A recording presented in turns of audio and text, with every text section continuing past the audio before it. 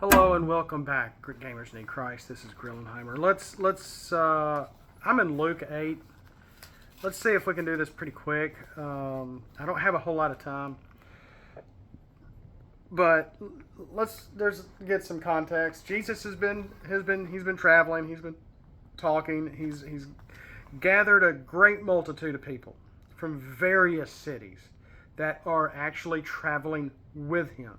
And he keeps speaking in parables. He's kind of teaching his disciples certain things while probably at the same time teaching everybody that's listening.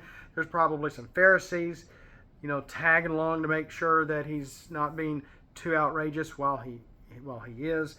And then he goes across the Sea of Galilee, or the Lake of Galilee, and he falls asleep. And a storm comes, and his disciples are trying to wake him up. And he's like, "Oh, y'all have little faith. Come on, really, guys?" And he rebuked the winds and the waves, and they stopped, and he got everything to be calm. And he's like, "Where's your faith?" They were fearful and amazed, saying to one another, "Who then is that he commands even the winds and the air, or the winds and the water, and they obey him?" So that's not where we're going. We're going to the other side. We're going to the other side of the lake here. And they sailed to the country of Gerasenes, I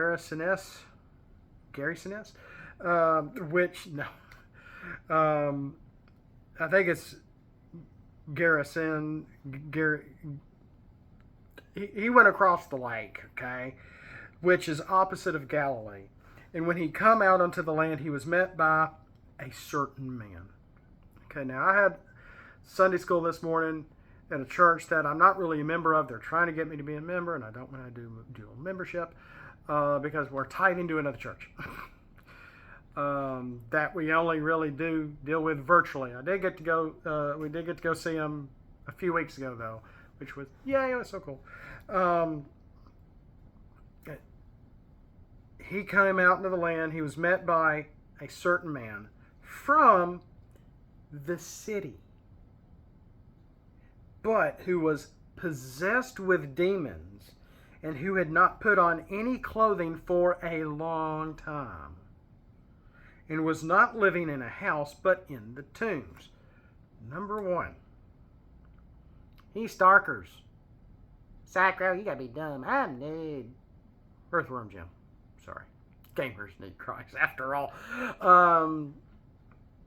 He starkers. And one, if you're out in the wild and you're not keeping up your body and staying clean, you're going to get bugs. You're going to get bugs everywhere you have hair. Everywhere hair is not being kept and trimmed, etc., etc. Beard, hair, ears, down there. Okay? For hobbits, the hair on top of your feet, etc. You're gonna be full of bugs. You're gonna be nasty. You're gonna be smelly. This man was running up. He was coming out of the tombs, and in the word entreating is going to be in here a few times. It means encroaching, coming upon. Golly, look it up. But it's kind of another word for encroaching, entreating into someone's space, getting in their face to some extent. When he had come into the den, and seeing Jesus, he cried out and fell before him, and said in a loud voice. So he's done a few things. He's yelled, and he fell. Like a bow, maybe? Doesn't say he bowed, but he fell. He might be prostrate because he knows who this is. Like most of the demons that Jesus has come across has said his name. You are the Son of Man. You are the King of Kings. You are the Lord. We know who you are, and we fear you. And Jesus has tried to hush up some of these demons, saying, "Not right now. It's not my time. Not right now." He didn't do it like that. And so, noise alert. Seeing Jesus, this certain man cried and fell before him, "What do I have to do with you? You, Jesus, Son of the God of Most High, of the Most High God. I beg you, do not torment me." It almost sounds very like an 80s cartoon villain. You know? Why does Starscream come to mind, or any of the voices Chris Latta kind of did? That's not his real name. You can hear that voice of that voice actor doing that. Like, don't hurt me. But that's what's going on here to some extent.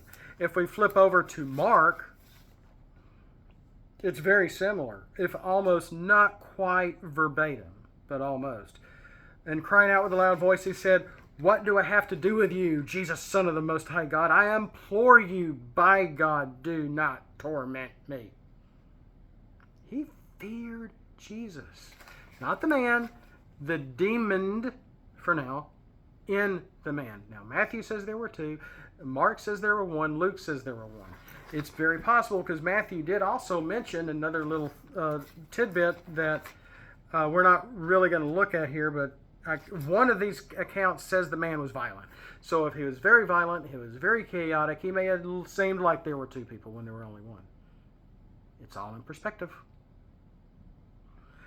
And there's another perspective that's kind of missing here, but let's see if we can get to the end of this.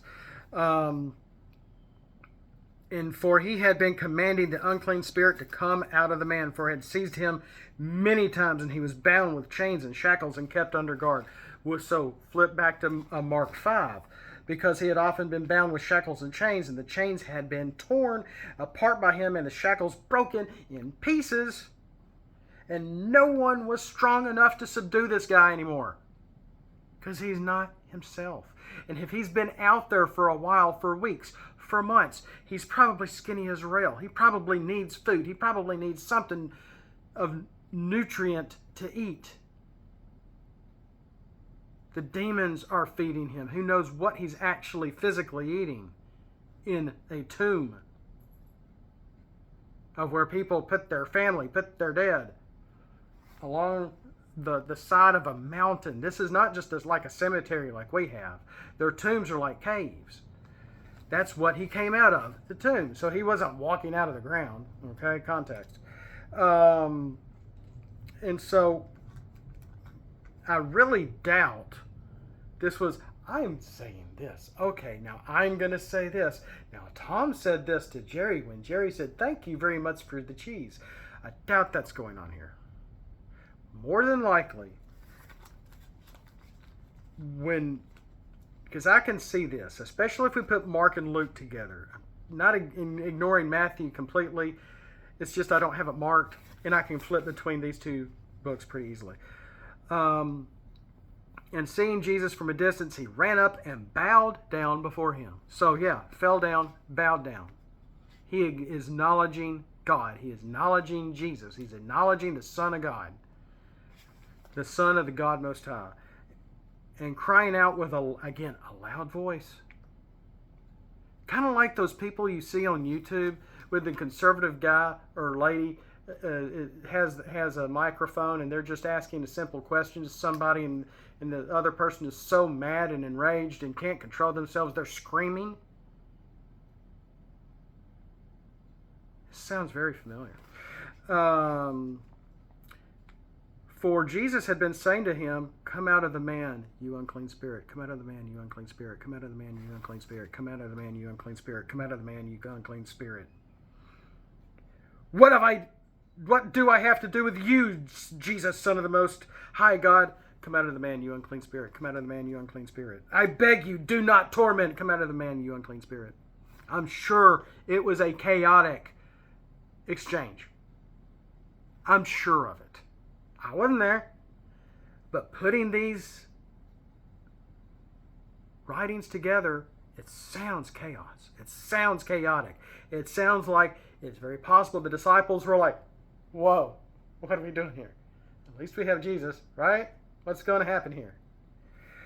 They remembered this because even Luke and Mark almost have it verbatim, what the crazy man is saying.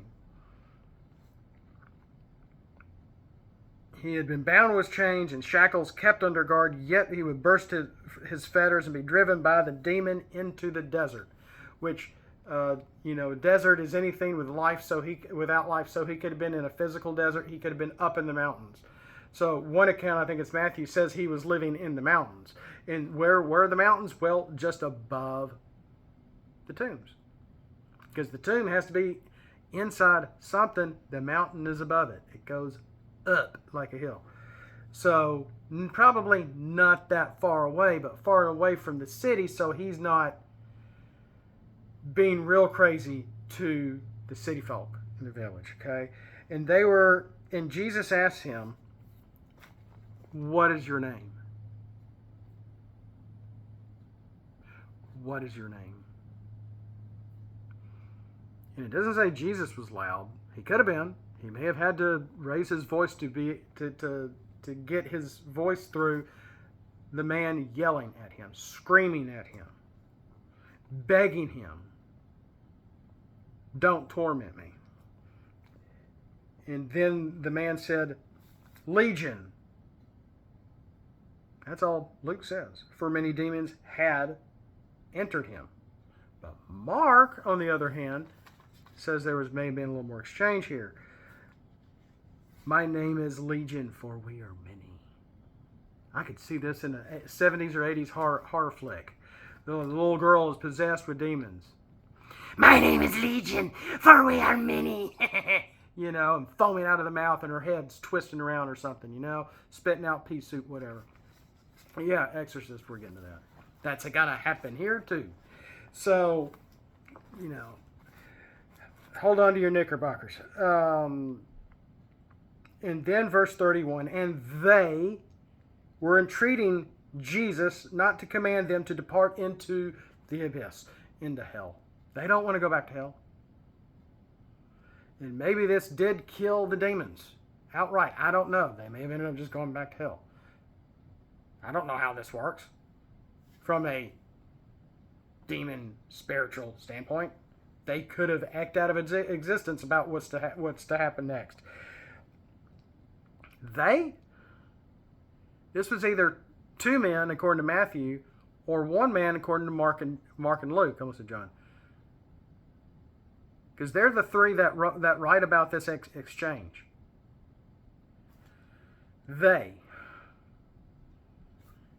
Has your teenager ever yelled at you and screamed at you and "You're not me, I'm not you," and my pronouns are it, they, ze, zat, there, this, that, litter box, whatever. Chaos. It's chaos. You are one person. You are not a they. They is at least a handful of people. Then you have them. They are going somewhere. You got Sheila, Jackson, Emilio, Rufert, and Doopily-Doo, or Doppelganger, or whoever, and they're getting in a van. They are going to the ice cream store. At least a couple of people. A couple of kids. That's a they. They are demons, for they are legion.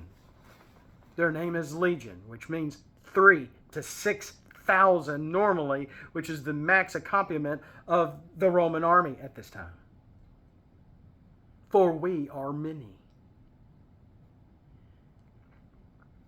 Wow.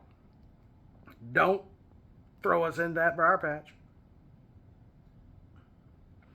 Now there was a herd of many swine feeding there on the mountain, and the demons entreated him to permit them to enter the swine. And he gave them permission. Jesus has to give permission for the demons to enter a swine, but they didn't have to get his permission to possess this man. That always kind of is going behind my thoughts there for a minute.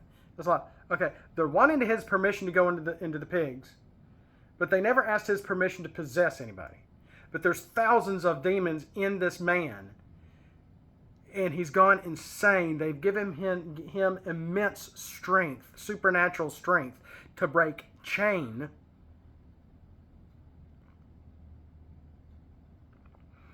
And now they're asking permission from God, well, from Jesus, who's right there among them, and he gave him permission.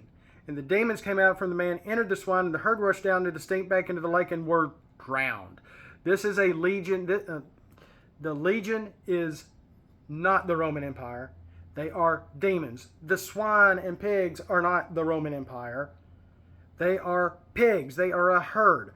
The people herding the pigs are here from the local city. This man a certain man from verse 27 is here. I've seen some other YouTubers go, well, this means he put the possessed demons to possess the legion of the soldiers that were there at the country border and drowned them in the water. Jesus is not going to drown people for the sake of killing demons. He's killing the demons by having them possess swine. But these people are not going to be happy about this because these are not Jews.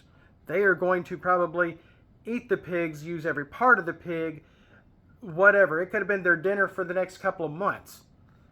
So there's some consequences here. And when the herdsmen saw what had happened, so they were there. They ran away and reported it in the city and out into the country.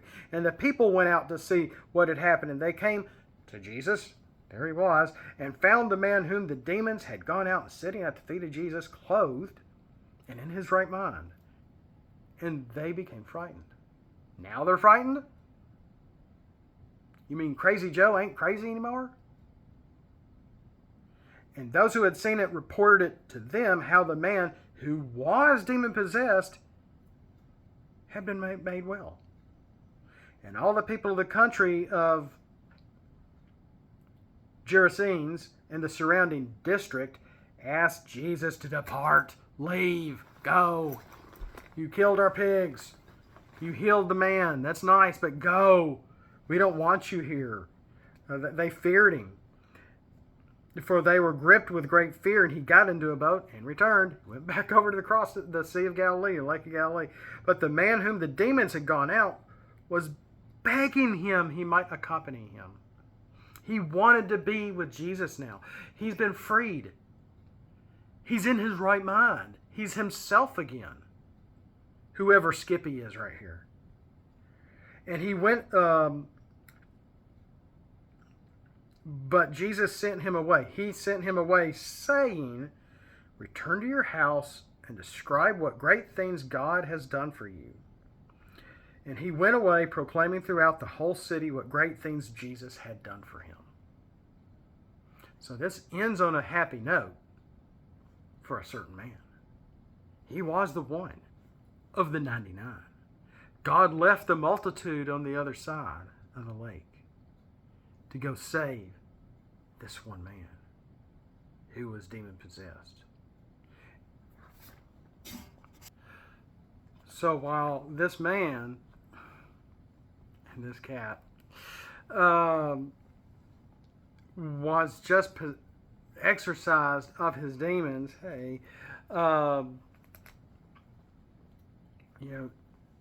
this is also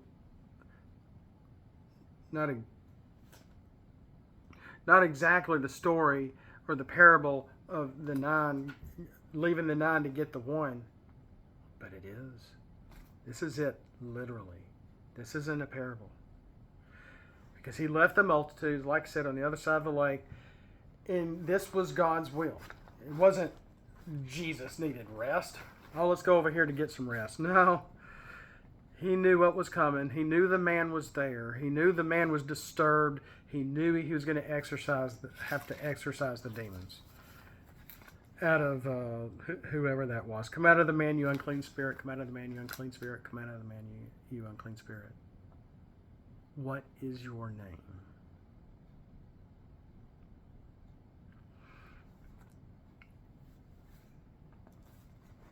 And they, which is more than one thing or person, were entreating him not to command him to go to hell. Wow, or the abyss.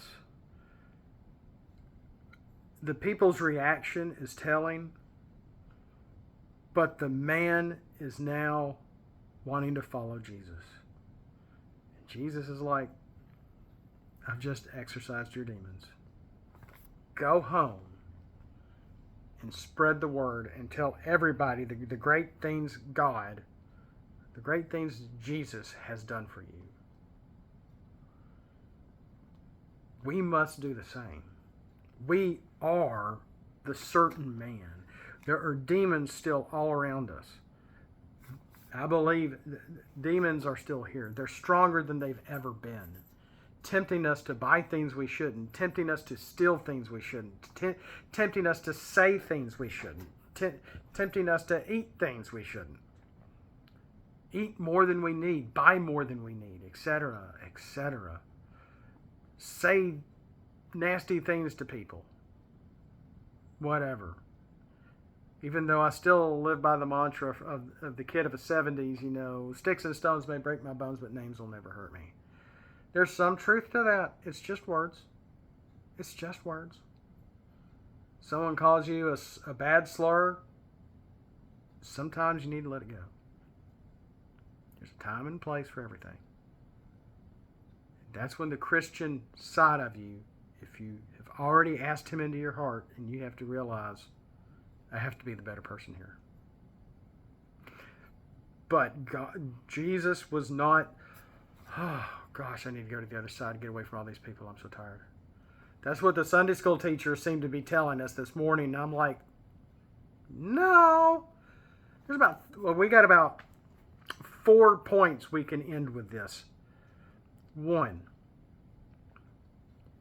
Jesus has authority. Jesus is showing his authority over demons, over the weather, over water, over the wind. Oh, for not complete, I won't say over social interactions. That's up to us. He's given us that will. To be with him, to be without him. To love him or to hate him. There's another video I'm going to do that's going to be very telling about that too. His authority. He's also testing his disciples during this as well. For the trip over. He's probably also testing their faith as he confronts another man yet filled with demons. Because he's been rebuking the demons and exorcising people left and right. It's all in the book of Mark. I mean, this is just one instance. And then 3, he's creating witnesses. He's got his disciples are witnessing all this. And they're going to write this down. That's what we're reading today. And then the people came up. The herdsmen were some of the first witnesses. They saw their pigs are gone. They're dead. They've been drowned. They've been put in the water. And then what happens? Now the people from the city have come up to see what's going on.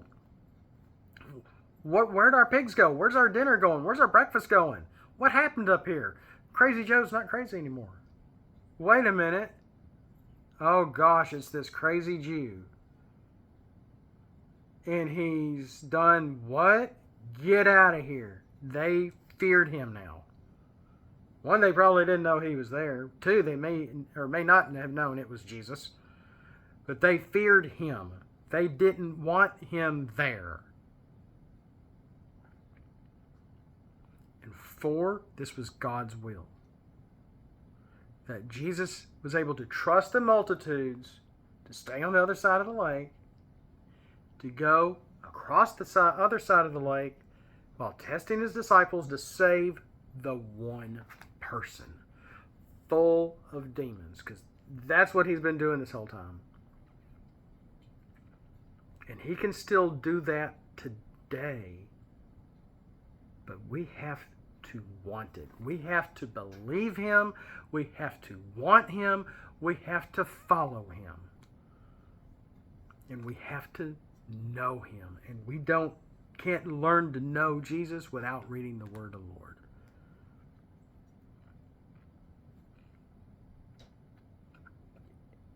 And that certain man from verse 27 went away, proclaiming throughout the whole city the great things Jesus had done for him.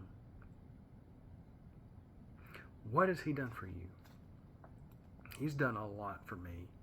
I could probably sit down and make a list. What also another part of this, what is going on?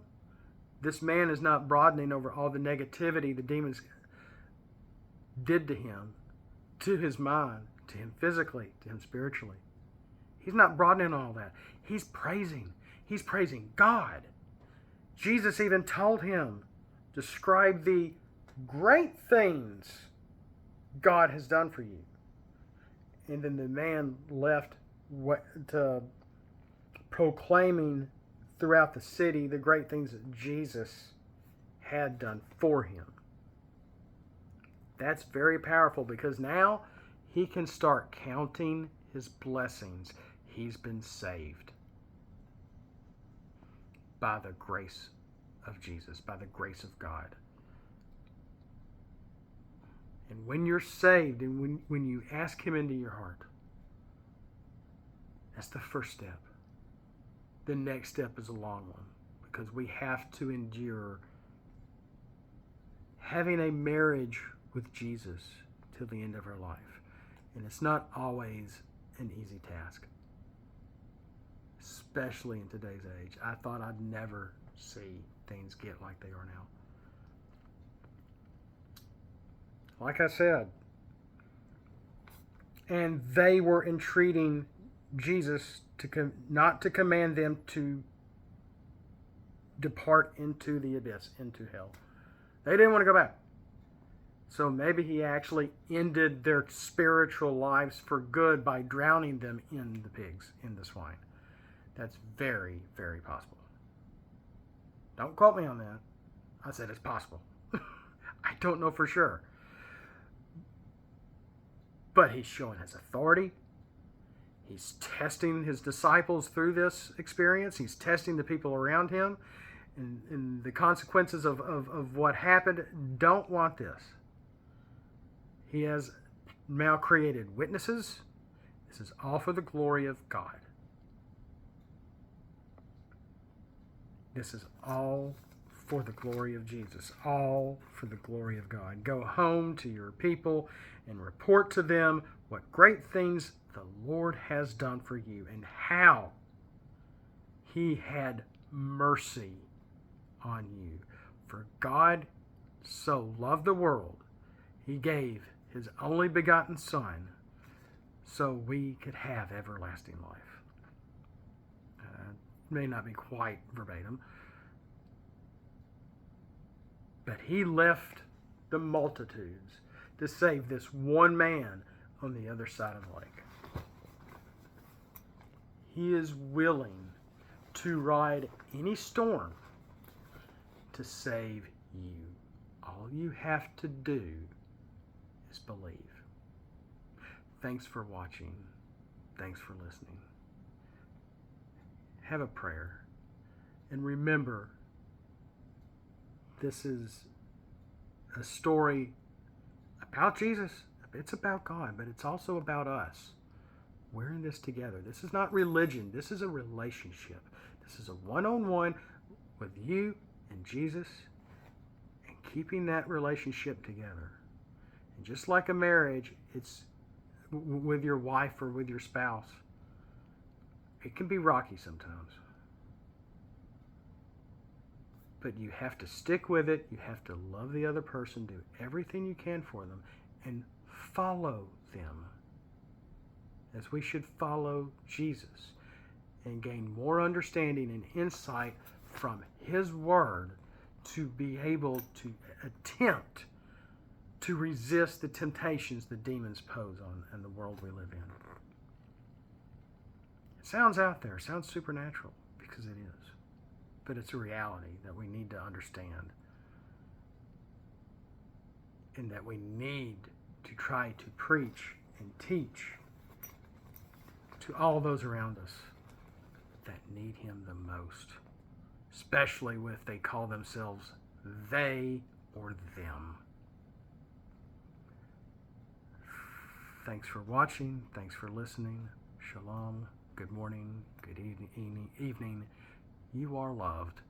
We'll see you next time. Peace be with you. God be with you. Thanks.